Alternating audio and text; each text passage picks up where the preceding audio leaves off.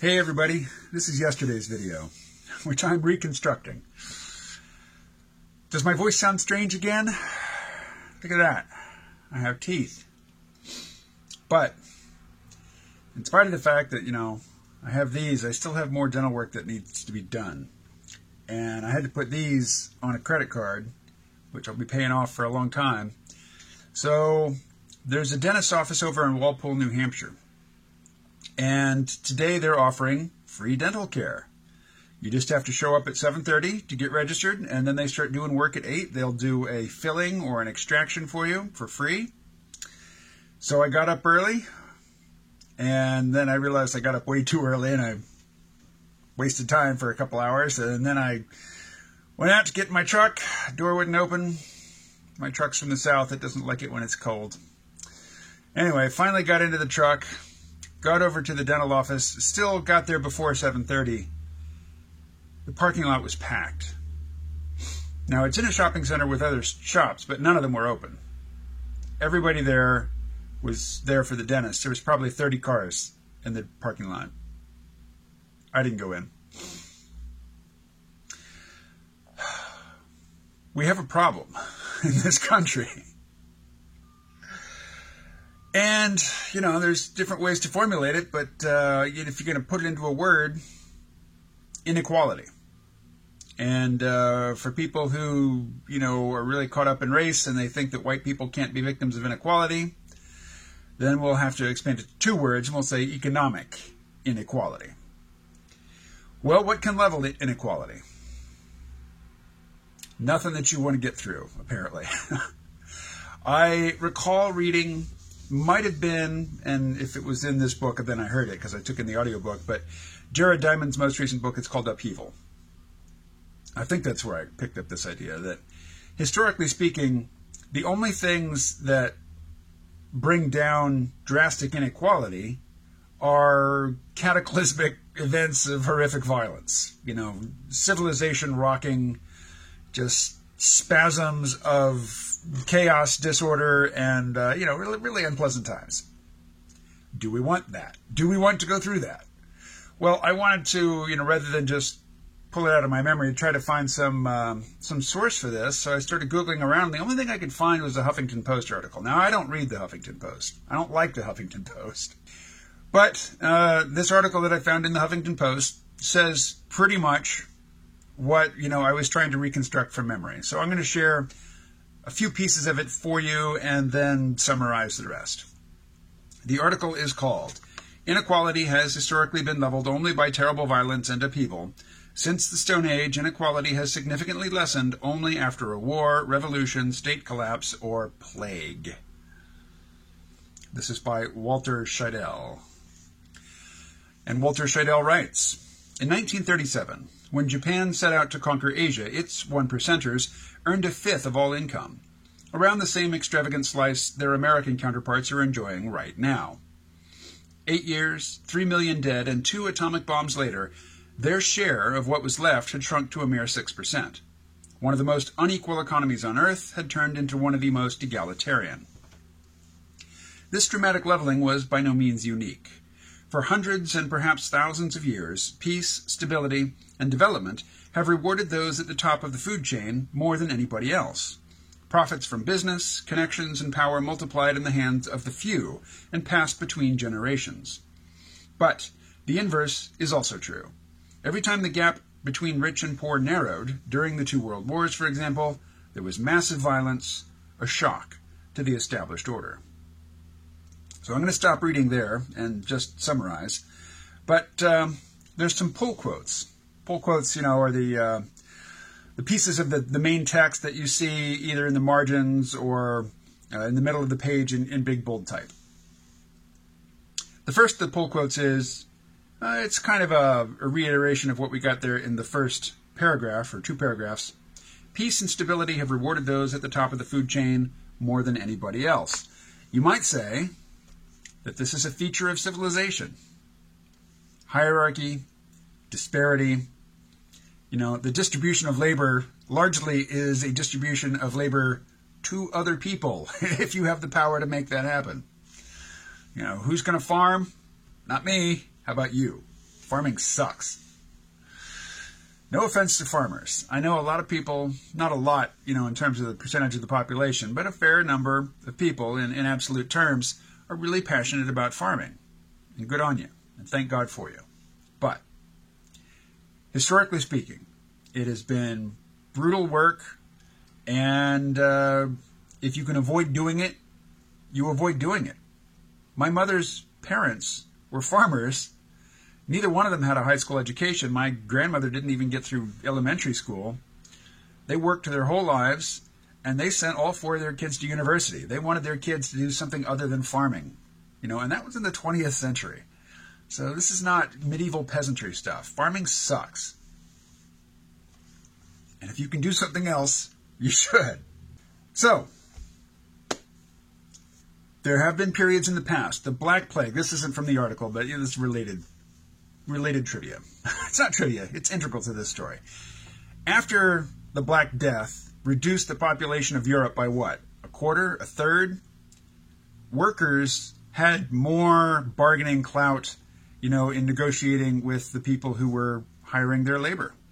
And we see the reverse of that today. You bring in lots of employees from other countries, you outsource jobs to other countries, you automate when you can. The more you can create a surplus of labor, the less that labor is worth, the less bargaining power laborers have. And, if you can break up their union so that they can't bargain collectively, all the better. But, would you be willing to live through the Black Plague? To get a better bargaining position with your employer? The worst thing about all this is that after these shocks have run their course and the leveling has happened, inequality springs right back. Check out this pull quote. Inequality is resilient. It regularly advances once violent shocks retreat. This next pull quote here, I'm not going to read it aloud. I'm going to read the whole paragraph from which it comes. I think this one really lays out the Huffington Post position pretty clearly. This is an establishment Democrat rag. And so they are anxious to propagate the idea that, violent, horrible periods are the only things that level out equality. Equality snaps right back. And most importantly, don't even think about any other way to address inequality. Quote, globalization has made developing countries more equal, but tends to have the opposite effect on more advanced economies. Populist politicians peddle deceptively simple remedies, but have little hope of altering this basic fact. Equality is a pipe dream. Just like Medicare for all. Thank you, Rahm Emanuel. So, you've probably heard or read, if this is a topic that is of interest to you, that inequality is toxic to a civilization, that it degrades a sense of shared fate, that it creates class antagonisms which decrease social stability, right? Which is why all of the tech billionaires have got their doomsteads in Alaska and New Zealand with the private jets on standby waiting to whisk them off to safety, to their luxurious hidey holes until the disorder has blown over.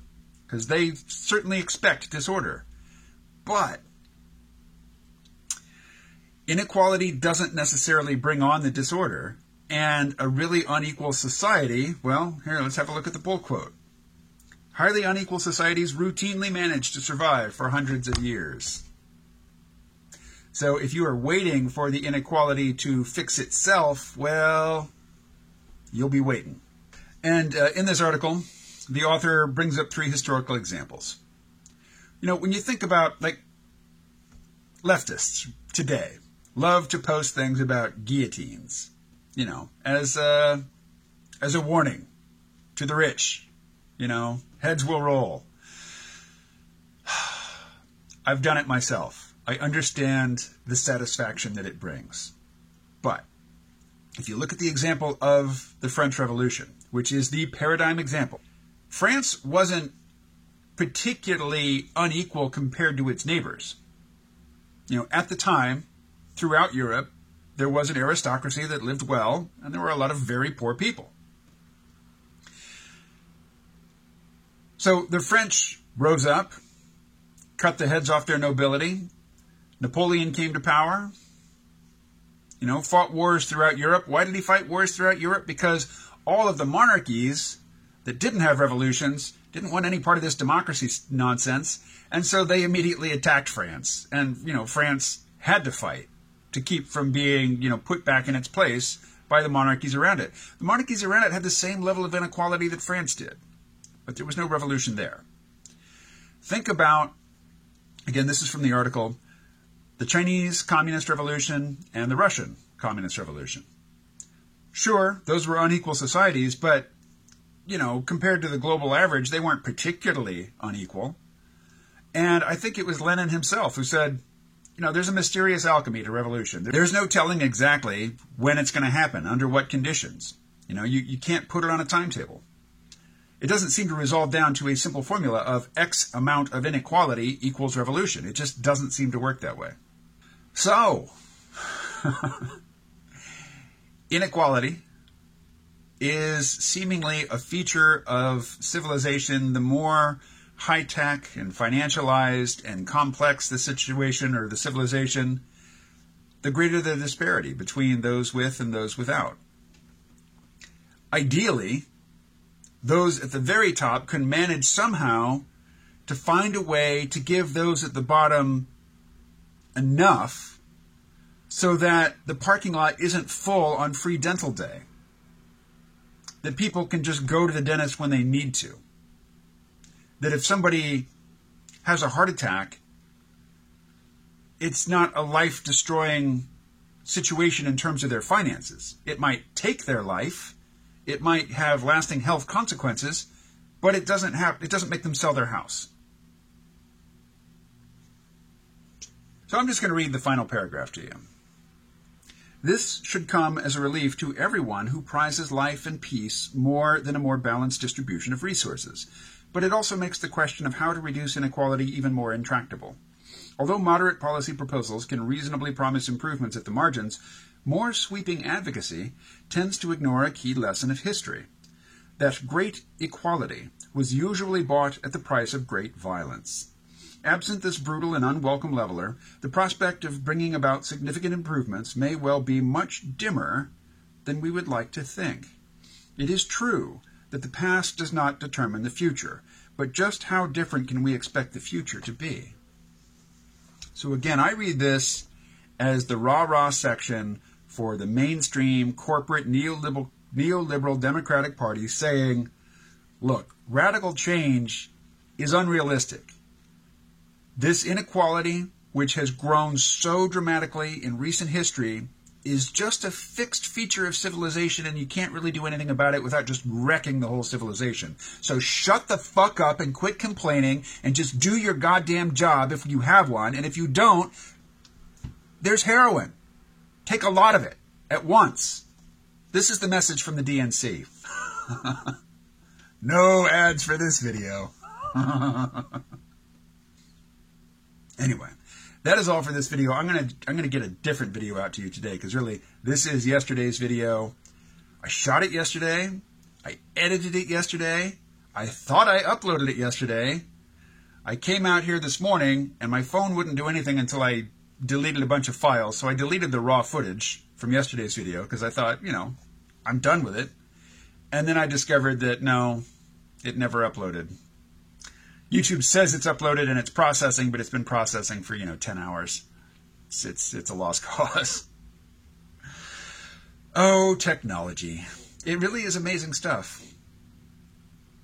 What do you think, though? Is there absolutely, positively no way to ameliorate inequality except a little bit? The most egregious examples of it at the margins.